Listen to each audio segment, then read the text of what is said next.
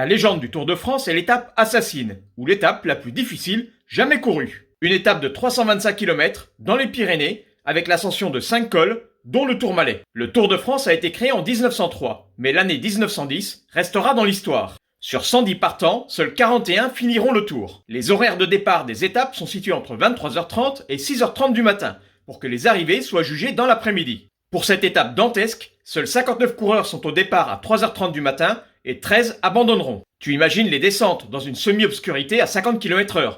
Faut être un peu barge quand même. Et la terrible montée du Tourmalet, col hors catégorie à 2122 mètres d'altitude, 17,1 km de montée à 7,3%, avec des vélos pesant 12 à 13 kg contre 7 à 8 actuellement, et une seule vitesse. Les dérailleurs existent, mais ne seront autorisés sur le Tour de France qu'à partir des années 30. Et en plus, à l'époque, les routes sont parfois dans un état, ça ressemble plus à des chemins. Et des coureurs en reconnaissance du parcours affirment avoir rencontré des ours. Voilà, le décor est planté, passons à la course. C'est l'ascension du Tourmalet. L'un des favoris, Octave Lapisse, met pied à terre après 13 km de montée. Arrivé au sommet, furieux, il jure auprès des organisateurs. Vous êtes des assassins. Oui, des assassins. Il remportera l'étape après 14 heures d'effort. Les derniers coureurs franchiront la ligne d'arrivée dans la nuit, à 1h13 du matin, après avoir passé 22 heures sur leur vélo. Heureusement, à l'époque, il n'y avait des étapes qu'un jour sur deux. On peut dire qu'ils avaient bien mérité leur repos.